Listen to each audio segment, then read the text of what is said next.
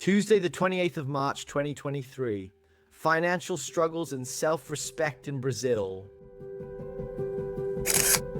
Copacabana, Rio de Janeiro, 28 degrees, hot, sunny, and slightly cloudy. It is still the beginning of the week, but it seems further in the week, like Wednesday evening or Thursday. This month, I've been trying to reorganize my finances by renegotiating my class fees with my pupils.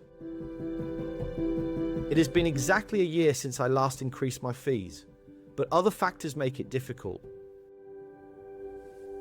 I depend on these fees to pay my bills, but more importantly, my ex-wife's upkeep. My ex-wife, or more specifically, Yasmin's mother, is a simple person who makes a low salary as a cook. When we were married, I tried to incentivize her to study, but she has never shown interest until now. Now that we have been separated for almost 6 years, she is beginning to take an interest in her studies and profession, and I am happy for her. However, as she receives a low salary and I pay the rent for her and Yasmin to live in the south zone of Rio, it would be impossible for them to live in the south zone on just her salary. I pay so that Yasmin has a reasonable to good standard of living in the south zone of Rio. As I have this financial obligation every month, the loss of any pupil at any moment weighs heavily on my budget. Therefore, I have a certain apprehension about approaching my pupils to readjust the fees. A loss of pupils could be devastating to my accounts at any moment. Besides this, living in Brazil is an eternal feeling of insecurity. I have been living in Brazil for almost 34 years, and there are constant political scandals, corruption, and imbalances. I have come to the conclusion that Brazilian politicians intentionally create conflicts among themselves as a means of controlling the population. They do this by continuously presenting one scandal after another. Instead of focusing on resolving issues that would improve the lives of the people and advance the country, they prefer to create an atmosphere of chaos and unrest. This approach prevents any feeling of balance, justice, and serenity in Brazil, and as a result, nothing positive can grow in such an environment. The population has become a hostage to the situation that the politicians have created, leading to a society of injustice and complete inequality. Therefore, when approaching my pupils to talk about increasing class fees, it is hard for them to accept an increase when there is no peace in the country. While many things are devalued in Brazil, education is one of them, even more so in English. Sometimes I feel that there are pupils who pay with a certain air of arrogance,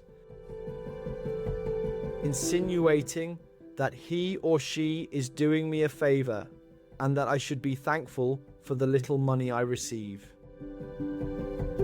Similar to most countries in the world, Brazil also has a phenomenon of influence, whether it is positive or negative, that starts at the top and trickles down to other social classes.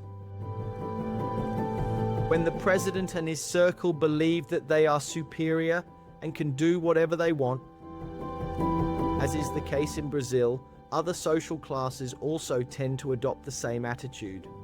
I have observed this behavior frequently among the Brazilian middle class, particularly civil servants.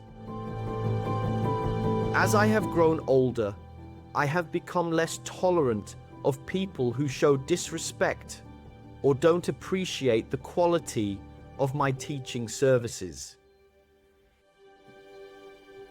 In the past 6 months, I have decided to remove certain pupils from my schedule if I feel they are not deserving of my time and effort.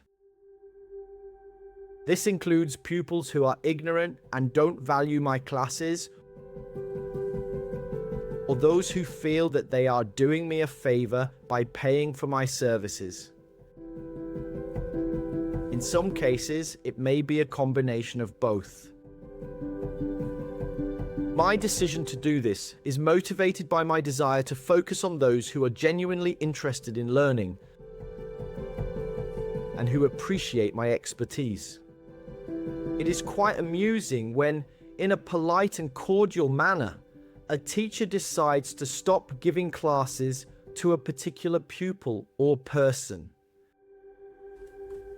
The sudden change can make it feel as if their world has just crumbled beneath them.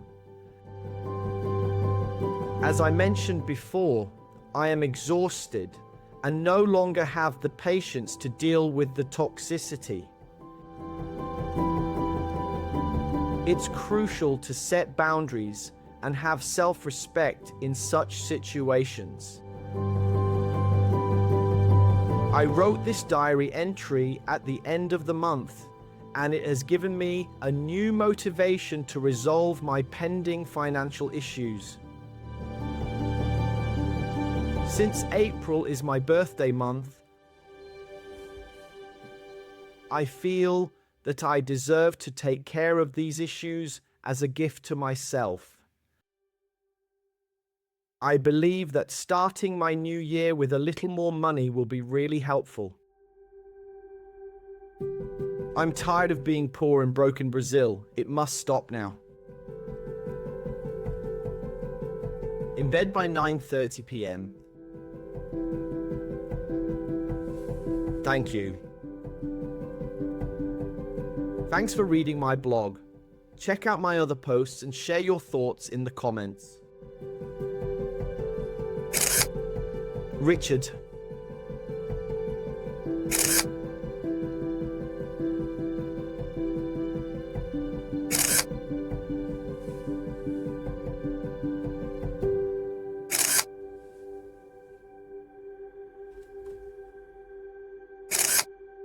Photos by Richard George Photography.